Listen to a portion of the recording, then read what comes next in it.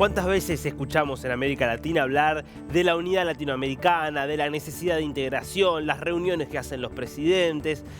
¿Y cuánto de eso termina materializándose? ¿Cuántas de esas ambiciones de unidad quedan en algo más que palabras y discursos? Bueno, en este momento, Colombia, Perú y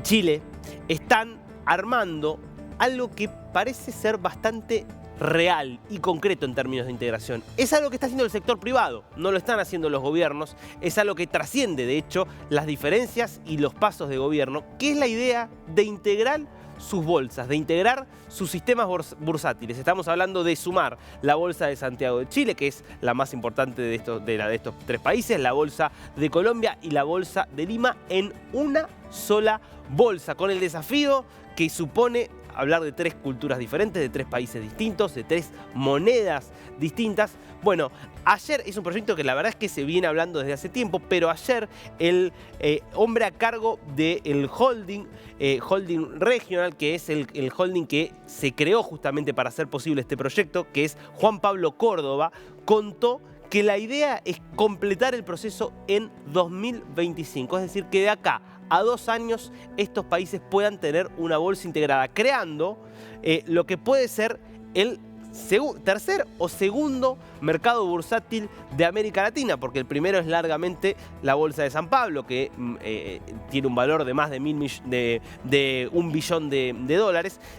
Hoy está segundo la Bolsa de México con cerca de 400.000 millones de dólares, y la verdad es que la suma de Santiago, Lima y Colombia podría dar un monto similar al que hoy tiene México, con todas las oportunidades que eso significa. Bueno, para que nos explique un poco cómo sería este proceso, qué consecuencias tendría, estamos en comunicación con José Ignacio López, que es economista y director de investigaciones económicas de Corfi Colombia, y que, bueno, tiene la gentileza de atendernos. José Ignacio, ¿cómo le va? Los saluda acá Darío Misraji. Darío, un gusto estar con ustedes. Buenos días. José Ignacio, cuéntenos un poco cómo nace la idea de esta integración de bolsas entre Colombia, Chile y Perú.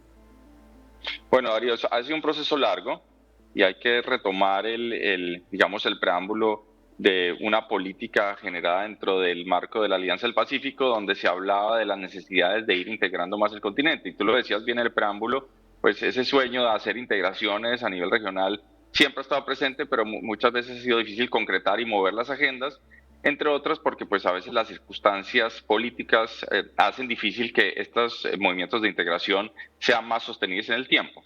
Pero efectivamente aquí desde el sector privado pues ha venido dándose un esfuerzo muy importante, que ayer tuvo el anuncio oficial donde se concretiza y se ratifica digamos, la integración de los agentes privados que hacen parte de este ecosistema de las bolsas, creando una holding regional donde las tres bolsas de los países que mencionabas, de Chile, Colombia y Perú, pues van a ser parte de una sola entidad privada, y un proceso de, obviamente, integración tecnológico con unos retos muy importantes, pero que seguramente va a redundar en unos beneficios importantes para los inversores de esta región y también quizás para todo el continente.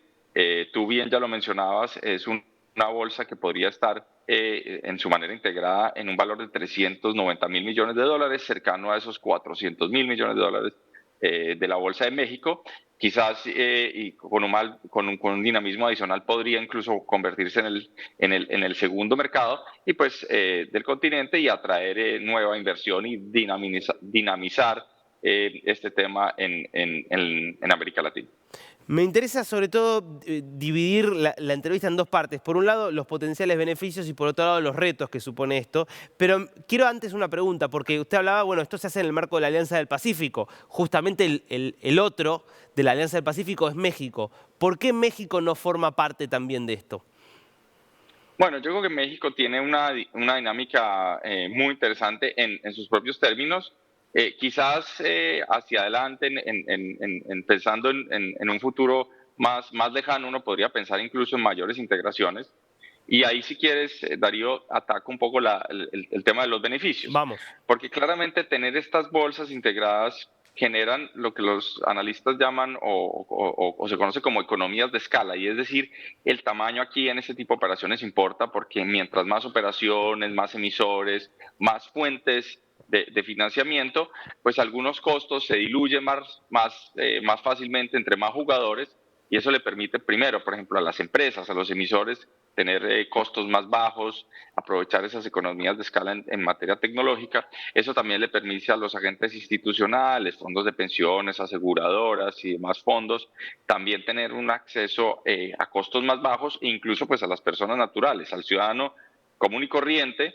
Al tener estas bolsas más grandes, pues también se van a beneficiar de unos costos más bajos. Entonces, desde el punto de vista de costos y estructura, tiene mucho sentido tratar de generar unas opciones más robustas de mercado accionario, no solo, repito, porque generan unos ahorros importantes para las empresas, sino también para los inversionistas. Entonces yo diría que ese es el beneficio más importante de buscar este tipo de aglomeraciones en estos mercados. Ahora, para que se entienda, digo, si esto, una vez que esto esté funcionando plenamente, esto, entre otras cosas, significará que yo tengo un dinero que quiero invertir y si yo quiero invertirlo en la bolsa, supongamos que yo soy peruano y opero en Lima, digo, bueno, tengo opciones para invertir en empresas que cotizan en la bolsa de Lima, va a ser lo mismo invertir para mí en la bolsa de Lima que en empresas que hoy cotizan solamente en Colombia. ¿Sería básicamente así? De acuerdo, Darío. Sí, la idea es que tú, por ejemplo, como inversionista, usualmente en la mayoría de nuestros países y del mundo lo que vemos es que pues hay un conocimiento del universo de las inversiones locales. Pero en este caso, por ejemplo, un inversionista en Perú podrá tener acceso fácilmente a costos más bajos a emisores en Chile. Y eso obviamente amplía su horizonte de inversión a inversionistas en Colombia. Y del otro lado de la película, es decir, una empresa, por ejemplo, colombiana, que antes al analizar el prospecto decir, bueno, ¿cuáles pueden ser mis compradores, mis inversionistas? Quizás pensaba en un universo más reducido de solo Colombia, ahora podrá decir, bueno, ¿y qué pasa con esos inversionistas peruanos?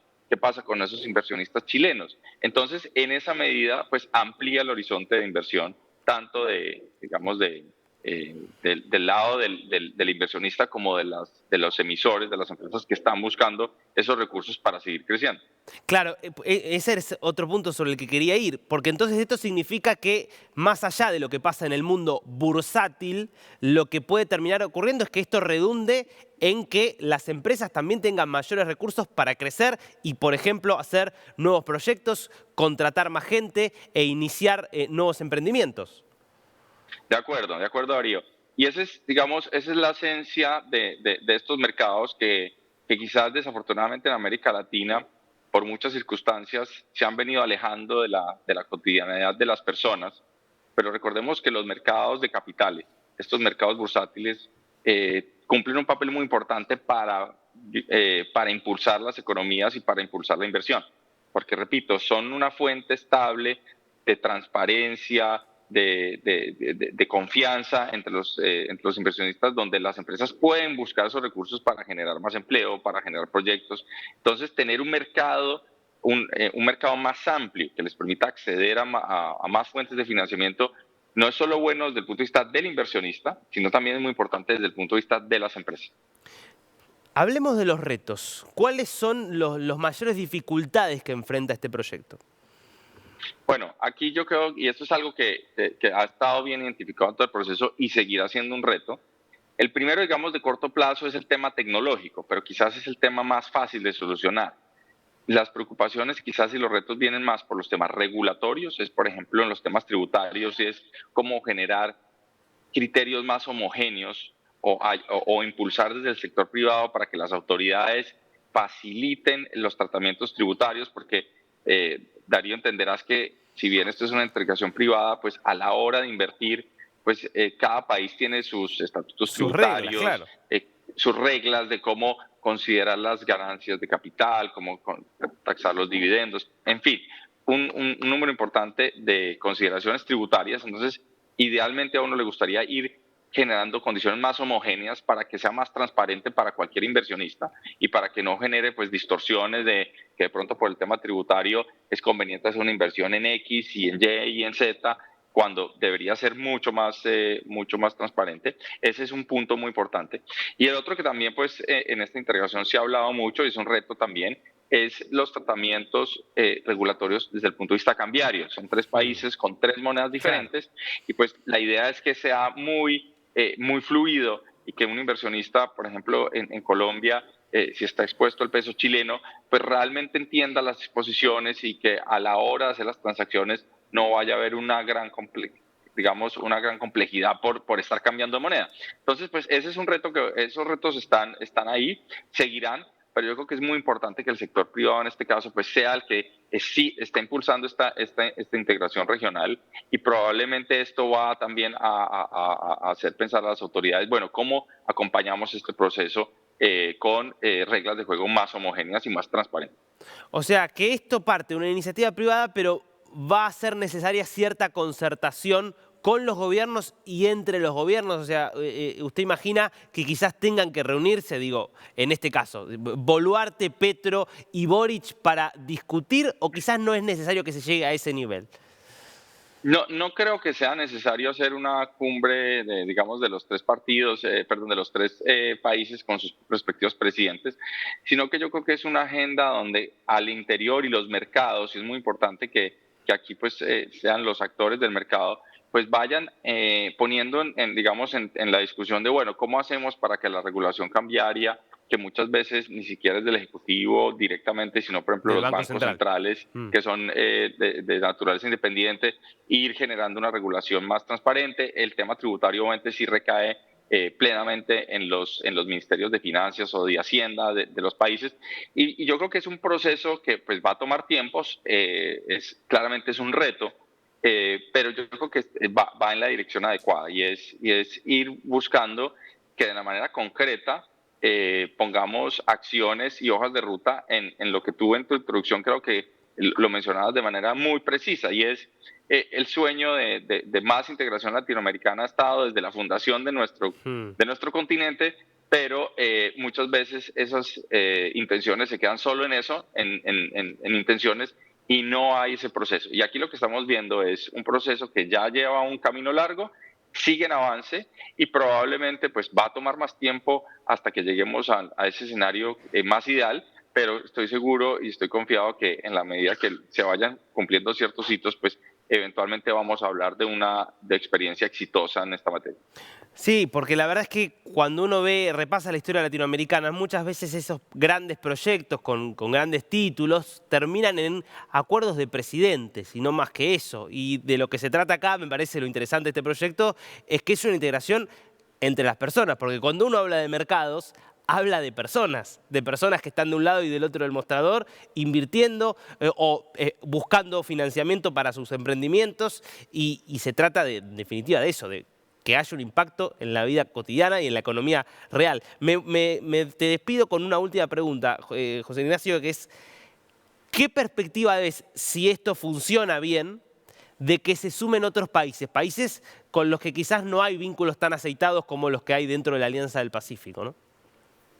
Yo no descartaría, creo que es una opción concreta y te diría que, por ejemplo, en nuestros procesos de integración, cuando las cosas van funcionando, después de un escepticismo, la gente quiere participar, ¿sí? Ahora, es importante que por ahora se logre avanzar en esta integración y luego yo incluso no descartaría que podamos tener emisores de otros países una vez tengamos esta plataforma, digamos, ya más robusta, y va a haber también una sana competencia entre las bolsas. Tú mencionabas el caso de Brasil, que digamos, en términos de escala es mucho más importante, pero finalmente pues ahí hay unos temas de barrera del idioma y demás. Entonces, pues esta puede ser una alternativa interesante para que otros países de la región luego muestren interés y se vayan sumando. Entonces, yo creo que es una opción viable. No pensaría que es algo en el corto plazo, porque pues dentro de estos, tú lo mencionabas, 2025 la integración y probablemente estos temas regulatorios va a tomar tiempo, pero yo no descartaría que en un horizonte de 8 o 10 años estemos hablando de otros países, de otros emisores. José Ignacio López, muy interesante. Gracias por este tiempo con News. Daría un gusto estar con usted.